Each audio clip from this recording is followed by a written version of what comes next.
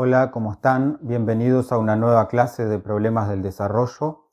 En el día de hoy abordaremos el capítulo número 7 del manual y el tema es la dimensión institucional del desarrollo. Como ustedes han visto en cada una de las clases, por lo menos en estas que hemos venido desarrollando últimamente, abordamos diferentes dimensiones del desarrollo.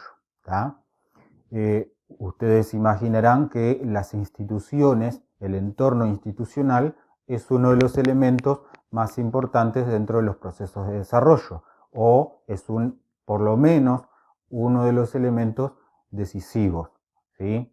Para eso tenemos que realizar algunas aclaraciones conceptuales. En primer lugar, un breve repaso de los contenidos, como hacemos casi siempre, y en la segunda parte de la clase vamos a explicar brevemente, como hacemos siempre, los ejercicios del práctico número 7. Trataremos en esta ocasión de ser lo más breves posible. Algunas de las clases nos quedaron un poco largas y lo que queremos es que ustedes puedan ver realmente las clases, que es muy importante, tanto la teórica como la práctica, porque si no miran las clases, entonces se les va a dificultar tanto la lectura del texto, ¿sí?, de los autores, como también la resolución de los prácticos, y ni que hablar las eventuales pruebas parciales y exámenes futuros. Bien, comenzamos entonces. Las instituciones. ¿Qué son las instituciones? ¿Qué entendemos por instituciones? Bien, si nunca nos habían hecho esta pregunta, probablemente nosotros responderíamos de forma inmediata: las instituciones son, por ejemplo, y ahí nombraríamos algunas instituciones, es una forma rápida y común de responder, pero cuando se responde de esa manera, casi siempre los ejemplos son referencias a lugares físicos. Por ejemplo, la escuela es una institución, ¿sí? La universidad es una institución, la policía es una institución, y bueno, aquí queremos romper con esa concepción de que las instituciones son cosas materiales. Todo lo contrario, las instituciones tienen una naturaleza más bien inmaterial y son las reglas de juego, digamos, de las interacciones sociales, ¿sí? Las instituciones son entonces cualquier tipo de regla, de norma, de pauta que se establece en una sociedad para mejorar la convivencia entre los distintos actores. Entonces, las instituciones nos dicen lo que se puede hacer y lo que no se puede hacer. Depende de cómo estén formuladas esas instituciones, y nos dan un marco de acción y también establecen una serie de incentivos para fomentar determinados tipos de actitudes y conductas entre las personas, y por otra parte también mediante un sistema de castigos, entre comillas, se trata de desestimular otras acciones que se consideran en esa sociedad en particular negativas. Así que las instituciones son las reglas de juego de la sociedad en la que vivimos, que regula cómo se vinculan las personas en esa sociedad.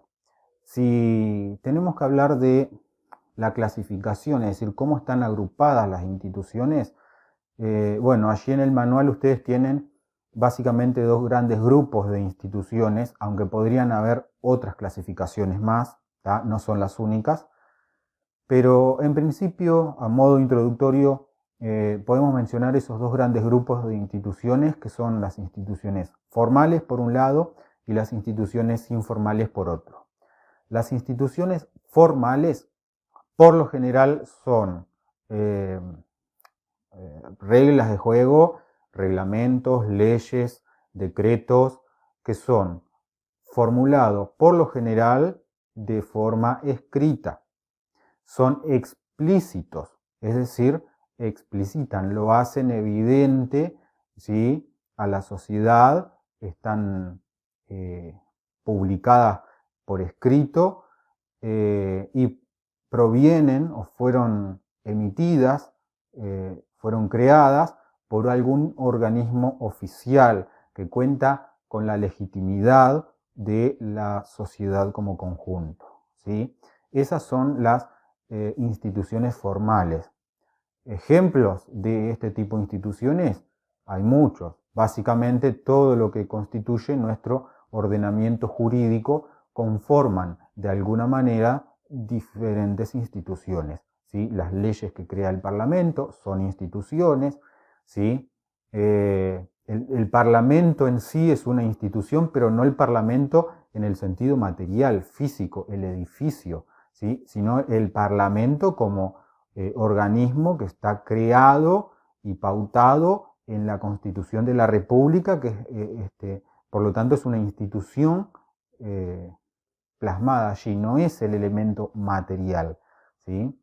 Pero bueno, no solo son reglamentos o leyes de carácter público y estatal, sino que este tipo de instituciones formales también pueden ser, por ejemplo, reglamentos internos que regulan una organización privada, por ejemplo, una asociación, un club deportivo, ¿sí?, que la propia asociación se reúne y elabora un reglamento, ¿sí?, que regula el accionar de sus miembros y que los orienta en pro de sus cometidos, de sus objetivos, ¿sí? Esas son instituciones entonces formales.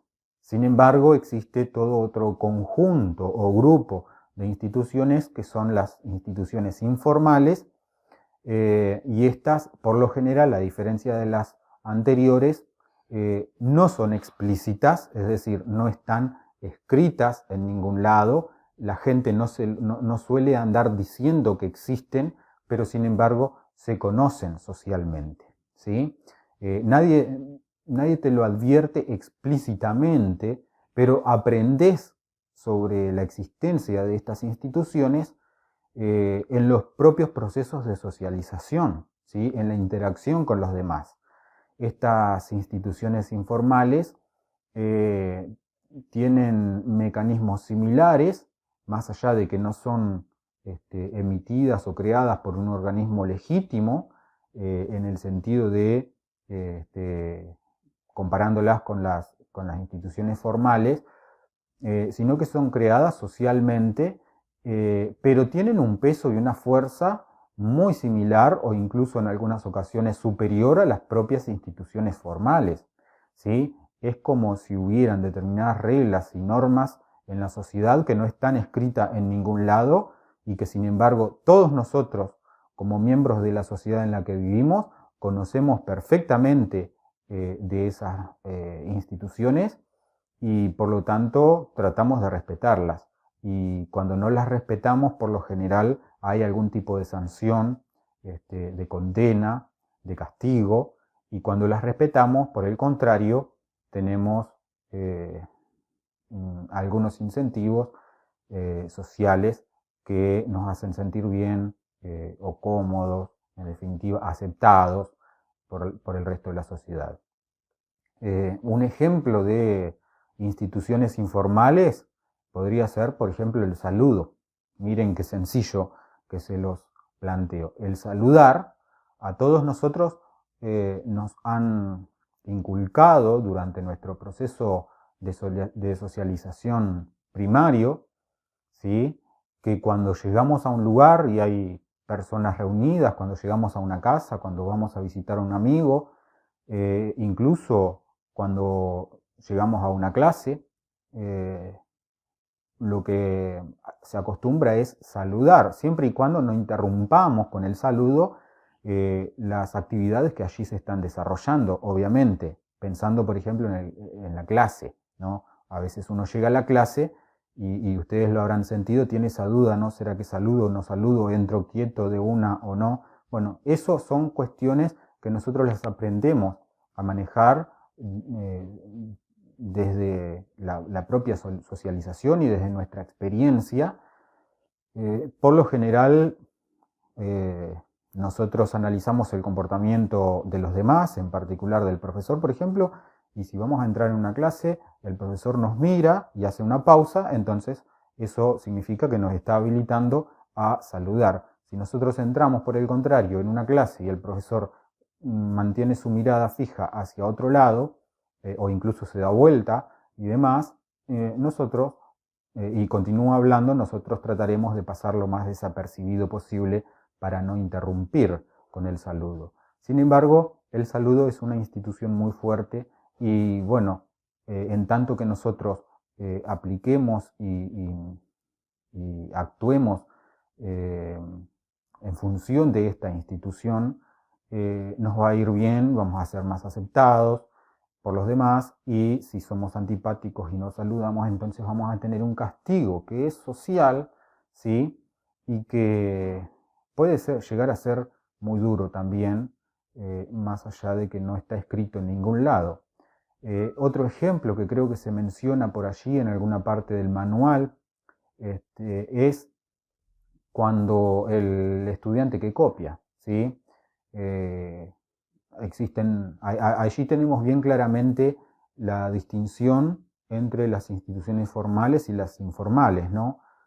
Por un lado, ustedes saben que existe un reglamento en todas las instituciones educativas, y lo tenemos también en la universidad, de que no se puede copiar ni a un compañero, no se puede copiar tampoco del cuaderno o de un libro. Sin embargo, nosotros conocemos perfectamente esa norma, y si violamos esa norma, esa institución formal, entonces existe una sanción, siempre y cuando se constate nuestra falta. Existe una sanción que está escrita, está explícita, nosotros estamos avisados de antemano de que eso va a suceder. Sin embargo, aún así, muchos estudiantes deciden copiar, es decir, conocen perfectamente la institución, está escrita y es explícita, ¿sí? Pero igualmente lo hacen. Y sin embargo, cuando nosotros vemos a un compañero de clase que está copiando, sabemos que está violando esa norma, esa institución formal, y que merece un castigo si el profesor lo sabe, ¿sí? Y quizás incluso puede sacar ventaja si el profesor no se da cuenta. Por lo tanto, nosotros en principio podríamos estar motivados a delatar a nuestro compañero para que no genere una competencia desleal. Sin embargo, todos ustedes como estudiantes sabrán, cuando ves a un compañero copiar, en el 99,9% de los casos no se delata a ese compañero. Y si se lo hace, en ese pequeño porcentaje de las veces que se delata a un compañero que está copiando, por lo general se lo hace en un ámbito privado con el profesor, tratando de que los demás no sepan que fuiste a delatar a los demás. ¿Por qué? Porque existe otras instituciones informales, en este caso, que dicen que no se debe delatar a un compañero de clase. Y existen sanciones. Si el resto se entera de que vos sos un delator, te va a castigar y te va a sancionar, ¿sí? Por ejemplo, retirándote el saludo, quitándote la amistad, ¿sí?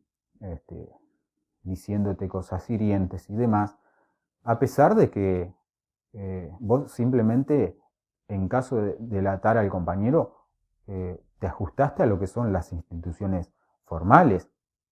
Y si no lo haces, estás teniendo un rendimiento menor que el compañero que copia, ¿sí? Así que, en definitiva, ¿sí? Eso demuestra que la institución formal, en este ejemplo, es más fuerte, pesa más que las propias instituciones formales, ¿sí? Muy bien. las instituciones, ya sean formales o informales, que son las reglas de juego, repetimos, de la interacción social, se suelen confundir a veces con las organizaciones, instituciones, organizaciones. Si yo antes de esta clase les hubiera pedido que hagan una lista de instituciones, probablemente ustedes hubieran incluido algunas organizaciones dentro de la lista y viceversa. Entonces, allí tenemos la distinción en el capítulo de lo que son las instituciones por un lado y las organizaciones por otro. Las instituciones son las reglas de juego, así que las organizaciones son los jugadores que juegan, ¿sí?, con esas reglas de juego que son las instituciones. Una organización, dicho en otros términos, a modo de definición, una organización es una asociación de personas o de actores, que no necesariamente son personas individuales, una asociación de actores o de personas que se reúnen, que se juntan, que se agrupan en pro de unos objetivos y una finalidad en común. Por lo tanto, eso es una organización. Por lo general, cada organización tiene sus propias instituciones que regulan cómo deben actuar y comportarse las personas que pertenecen a esa organización. Por eso decimos que son las reglas de juego. Si piensen en cualquier juego, tenemos los jugadores, son los actores, en este caso serían los miembros de la organización, y por otro lado tenemos las reglas del juego, ¿sí?, que serían las instituciones. Muy bien. Las instituciones suelen tener formas diferentes, ¿sí?, no son todas iguales, y funciones, cumplen con una función. Ya dijimos, ya adelantamos algo diciendo que las instituciones de alguna manera orientan el accionar de las personas dentro de una sociedad, y esto se da a través de un mecanismo de incentivos y de sanciones o de castigos, ¿sí?, para desestimular algunas acciones y fomentar otras que son aceptadas por la sociedad, en este caso. Entonces, generalmente cuando se crea una institución es para atender un determinado problema o una determinada realidad que necesita ser regulada. ¿Por qué necesita ser regulada? Bueno, básicamente porque cuando las personas vivimos en sociedad necesitamos tener certeza, o menor incertidumbre sobre cómo van a actuar los demás, ¿sí? Necesitamos tener certeza. Entonces, las instituciones lo que generan es que nos permiten anticiparnos a el comportamiento de las personas. Por ejemplo, si llegamos a una esquina y vemos a una persona que viene por la otra calle, ¿sí?, si el semáforo nosotros lo tenemos en verde, sabemos que podemos continuar y cruzar la calle porque nos anticipamos, ¿sí?, y preveemos que la otra persona se va a detener. ¿Por qué? Porque existe una institución que establece un castigo si la persona sigue y continúa su trayectoria con un semáforo en rojo. Sabemos, obviamente, que hay personas que igualmente cruzan el semáforo en rojo. Son excepciones y esas personas, si son captadas por las autoridades y demás, van a recibir una sanción, o incluso la sanción puede ser el propio accidente de tránsito, ¿sí? Pero en definitiva, las instituciones nos permite, nos genera mayor certidumbre sobre cómo se van a comportar los demás. Entonces, por esa razón existen muchas instituciones. Según sea el ámbito donde nosotros necesitamos tener esa certeza o esa certidumbre, vamos desarrollando determinadas instituciones. Estas instituciones cumplen con una función entonces específica, que es alentar determinado comportamiento o desalentar otros. Ahora bien, la pregunta que podemos hacernos es, es la única institución que puede cumplir con esa función? ¿O existen otras instituciones que pueden igualmente cumplir con la misma función? La respuesta es que muchas instituciones diferentes pueden cumplir con una misma función. Entonces, cada sociedad en el mundo elige, desarrolla, establece la institución que considera conveniente y más apropiada a su realidad cultural, política, económica, etc., ¿no? Y la establece en la sociedad. Así que pueden existir muchas formas institucionales distintas para cumplir una misma función, o incluso muchas instituciones, hay instituciones que pueden cumplir con más de una función al mismo tiempo. Entonces, yo qué sé, puedo poner el ejemplo que después lo van a tener en el práctico de las formas de Estado. Ustedes saben que el Estado es como en su conjunto es una institución macro, ¿sí? O un conjunto de instituciones, si ustedes prefieren, pero que en definitiva no existen estados, no todos los estados son iguales. Los estados pueden ser diferentes, y de hecho lo son en la práctica, asumen formas diferentes, tienen instituciones diferentes, así que ahí vemos que los estados, que son formas institucionales distintas, sin embargo cumpliendo con funciones similares. Otro ejemplo que podría poner es ese dilema que se genera a veces dentro de lo que son los debates ideológicos, de si el Estado o el mercado, ¿no? Aquellos que sean liberales, procapitalistas y demás, van a apelar siempre al mercado como una institución no necesariamente formal, porque el Estado tiene leyes y es una institución que no es el lugar físico del mercado donde se vende y se compra, sino que es un conjunto de reglas y de normas que regulan la economía y el comportamiento de los actores económicos.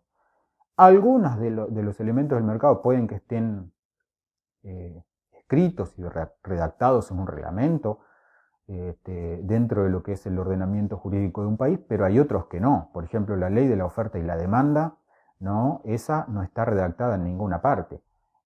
Cuanto más abundante es un bien, menor va a ser su precio, lo que cuesta, y viceversa, cuanto más escaso es un bien, entonces mayor va a ser su valor.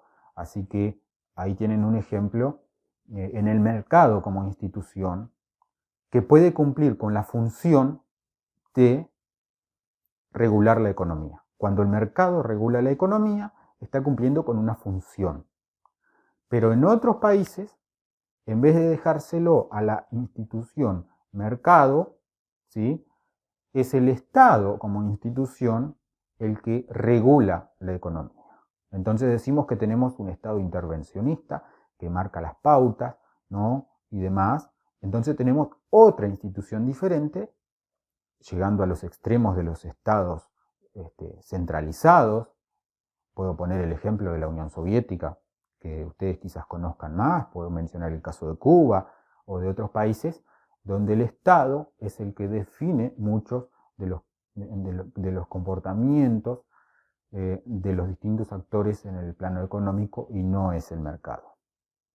Muy bien, así que existen distintas formas institucionales que pueden cumplir con las mismas funciones, ¿sí? Y una misma función puede ser cumplida por muchas instituciones. Finalmente, para cerrar un poquito esta parte teórica y no extendernos demasiado, tenemos que mencionar el cambio institucional o la naturaleza del cambio institucional, ¿sí? Porque si las instituciones son importantes para los procesos de desarrollo, muchas veces es necesario transitar por un proceso de cambio para alcanzar aquellas instituciones que favorezcan más a estos procesos de desarrollo. Sin embargo, ese cambio muchas veces no es tan sencillo. Existen diferentes tipos de cambio institucional. Básicamente allí en el manual tenemos 3 tipos de cambio. Tenemos el primer tipo de cambio es cuando nosotros copiamos un modelo que ya existe en otra parte, imitamos, ¿sí? Imitamos el modelo ya aplicado en otro lado y lo trasladamos a nuestra sociedad, ¿sí? El cambio institucional por imitación, entonces, básicamente consiste en copiar una receta y aplicarla, es decir, una institución, ¿no? Y aplicarla en una sociedad diferente. Esto puede tener algunas ventajas y desventajas, obviamente. La ventaja es que no tenés los mismos costos, ¿sí?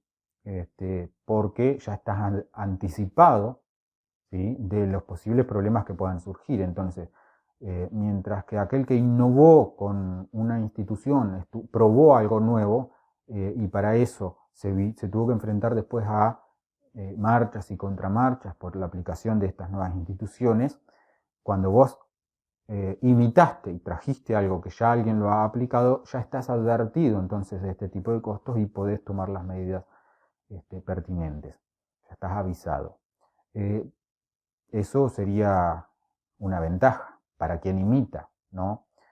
Una desventaja sería que el riesgo de que cuando imitas una forma institucional y la traes a otra sociedad diferente, tal vez no se ajuste al tipo de sociedad en que es implantada. Por lo tanto, capaz que no es tan eficiente como lo era en la otra, o surge algún otro tipo de problema, yo que sé, quizás no concuerda con los parámetros culturales y demás, ¿sí?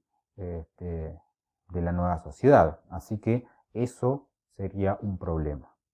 Después tenemos otro tipo de cambio institucional, que es el cambio por adaptación, que es un punto intermedio. En este caso, nosotros partimos de un modelo institucional aplicado en otro lado, lo traemos a una sociedad nueva, pero tenemos la precaución de considerar y tener en cuenta las particularidades, las especificidades que tiene la nueva sociedad. Entonces tratamos de ajustar esa institución y no es que la copiamos literal, igualita, exacta, sino que adaptamos esa institución a la nueva realidad. Eso es adaptación. Y por último, el cambio institucional por innovación, que es cuando no existen precedentes y estás generando un nuevo tipo de institución, ¿sí? Para atender una determinada realidad.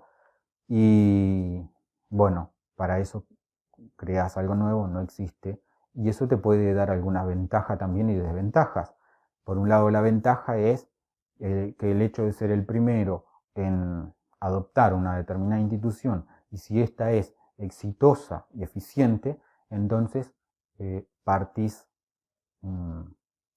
adelantado a los otros países, ¿sí? Que continuarán con sus problemas sin resolver, mientras que vos has encontrado una institución que te permite atender esa realidad. Bueno, eso podría ser mencionado como una ventaja. Siempre la innovación te coloca en la vanguardia, en el primer lugar. Pero bueno, ahí está la desventaja quizás también en el hecho de que el ser el primero puede implicarte determinados costos, ¿sí? Que, que bueno, pueden ser más o menos malos. Estoy pensando ahora mientras les comento esto, por ejemplo, en la legalización o más que legalización, regulación de la marihuana acá en Uruguay durante el gobierno de Mujica, que bueno, mucho se ha discutido y decía Mujica que si seguimos aplicando las recetas de siempre, entonces el resultado va a ser el de siempre y el narcotráfico continúa expandiéndose y siguen existiendo los problemas de drogadicción. Entonces buscar una forma institucional nueva, como lo hizo Uruguay, ¿no? Donde el propio Estado es el productor de la marihuana y el que habilita, ¿sí?, al consumo mediante un sistema de registro de los clubes, ¿sí?, y canábicos y demás, entonces estamos creando algo nuevo. El planteo la idea original era quitarle el mercado al narcotráfico, ¿sí?, y atender los problemas de drogadicción como una cuestión de salud, ¿sí? Bueno, eso al mismo tiempo puede traer algunos costos, porque como nunca se hizo en otra parte del mundo, entonces no sabemos muy bien cómo va a funcionar, o no se sabía en aquel momento muy bien cómo iba a funcionar, y bueno, le planteaban en ese momento todos los riesgos que podría traer aparejado esta ley, y tanto es así que el propio expresidente Mujica ahora decía en aquel momento, bueno, si nos equivocamos, daremos marcha atrás y habremos intentado algo nuevo, bueno, si no funciona, se da marcha atrás y se vuelve a lo de antes. Pero ahí tienen un ejemplo entonces de cómo podría tener costos o no, ¿tá?, dependiendo de cómo reaccione, cómo funcione esa nueva modalidad institucional que se ha producido.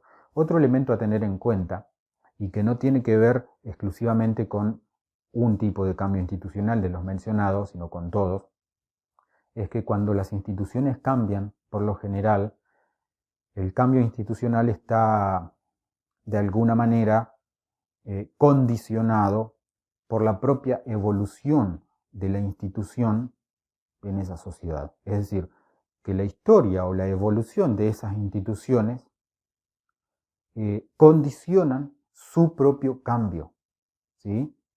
Y al mismo tiempo los cambios incorporados van a afectar la trayectoria institucional, ¿sí? No sé si me explico. Yo no puedo aplicar cualquier tipo de cambio institucional, ¿sí?, sin tener en cuenta la trayectoria, ¿tá? Y bueno, al mismo tiempo obviamente los cambios van a cambiar y van a modificar esa trayectoria, pero es una cuestión recíproca, ¿tá?, que tenemos que tener en cuenta cuando realizamos un cambio institucional. Bien, hasta aquí la parte teórica. Pasamos a continuación a analizar los ejercicios del práctico número 7. En el ejercicio número 1 tenemos allí un texto del 2008 que es parte del informe de desarrollo humano en Uruguay, que hay que leer atentamente, y después de esta lectura, que ustedes posiblemente discutirán en grupo, me imagino también, lo comentarán, tienen que identificar cuál es la dimensión que está planteada en este artículo, de qué dimensión del desarrollo se está hablando, se está analizando, y con qué otras dimensiones del desarrollo que ustedes ya conocen, que ya manejan, está articulada esta dimensión central que menciona el artículo. Bien, en el punto B del ejercicio 1 tenemos las instituciones, tenemos que identificar las instituciones y las organizaciones que aparecen mencionadas en el texto. Esto es relativamente sencillo. Tomen en cuenta las definiciones que comentábamos anteriormente, que tienen allí en el capítulo, las diferencias, y hacen un listado de instituciones, de organizaciones, pueden ir ayudándose con el texto y subrayando. Entonces, cada vez que se menciona una institución y una organización, van subrayando o encerrando con colores diferentes cada una de ellas. De la misma manera, en el punto C, tienen que identificar las funciones y las formas institucionales que aparecen mencionadas en el texto, ¿tá? Para eso también, hace un instante lo comentábamos, existen distintas formas institucionales que pueden cumplir una misma función, así que, ¿cuáles son esas instituciones o formas institucionales que aparecen mencionadas? y cuáles son las funciones que estarían cumpliendo de acuerdo a lo analizado o presentado en el texto. También qué funciones tienen cada una de las formas institucionales, es decir, establecer el vínculo, qué formas desarrollan qué funciones. Si previamente en el punto anterior hicieron un listado, por ejemplo, de funciones por un lado y de formas institucionales por otro, tal vez en este caso ustedes verán cómo lo hacen, pueden simplemente unir con una flecha, pero en ese caso indíquenme a mí que voy a corregir después el informe para que se entienda bien. Y en el último punto del ejercicio 1, tienen que plantear, pensar, reflexionar, a partir de todo lo estudiado, en qué otras formas institucionales o qué otras instituciones directamente pueden cumplir con las mismas funciones mencionadas en el texto. Existen variantes, existen otras posibilidades de instituciones distintas que puedan igualmente cumplir con esas funciones. ¿Cuáles serían? No sé si encontrarán para todos los casos, pero por lo menos planteen algunas allí, porque lo que queremos ver es justamente lo que estamos evaluando, que hayan entendido correctamente qué son las instituciones, sus variantes, sus distintas formas institucionales y, por otro lado, las funciones que cumplen. El error principal acá estaría dado en el caso de que ustedes confundan una función con una institución o viceversa. En el ejercicio número 2 tenemos un texto de Fernando Filgueira, que es un escritor, investigador uruguayo, sobre los estados de bienestar y los distintos tipos de estados de bienestar que existen. Especialmente se está refiriendo a América Latina. Entonces, en el punto A del ejercicio número 2, nos pide reflexionar sobre estos países latinoamericanos que presentan regímenes excluyentes y a partir de dicha reflexión responder qué son los regímenes excluyentes, qué características tienen. ¿Sí? Repito, a partir del análisis o de la reflexión de estos países que se mencionan allí como excluyentes, tienen algunas pistas también en el fragmento de texto de Filgueira.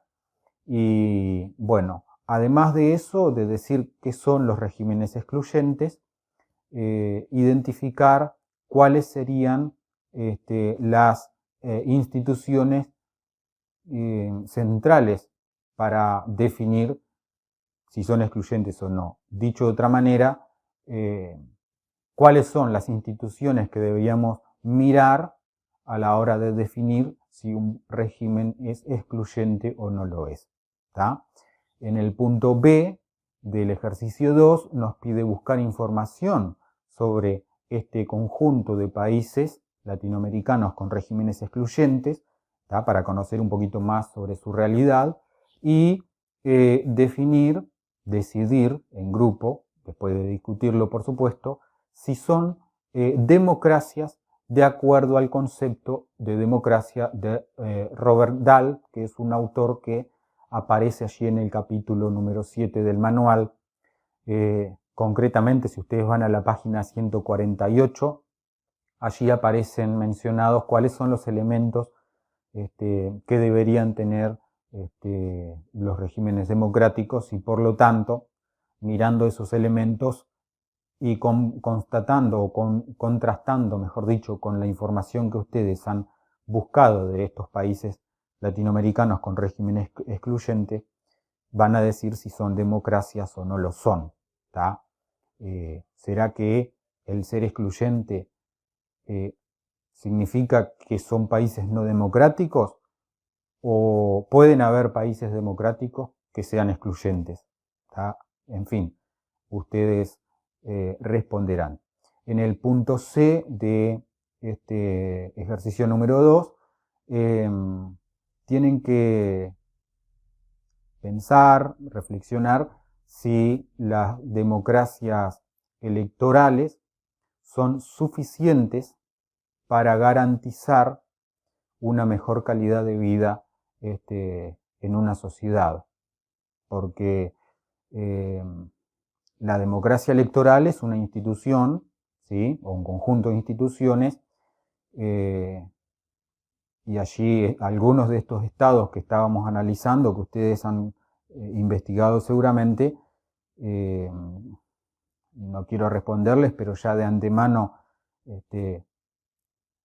puedo decirles que probablemente sean democracias. Ustedes después verán y buscarán los argumentos de por qué estos países con regímenes excluyentes pueden ser considerados democracias, según Dahl, pero en definitiva, basta con que las democracias electorales sean tales para que la población goce de una mejor calidad de vida. ¿Es suficiente esa institución o hace falta más cosas? Bueno, piensen, discutan, contesten y argumenten esa respuesta. Bien. Y por último, en el punto número 4, nos pide que a partir de la experiencia de los países excluyentes, de estos que venimos analizando, comparemos los conceptos de democracia electoral y Estado de Derecho, ¿sí? Los conceptos de democracia electoral y Estado de Derecho con las funciones que deberían cumplir las instituciones en los procesos de desarrollo.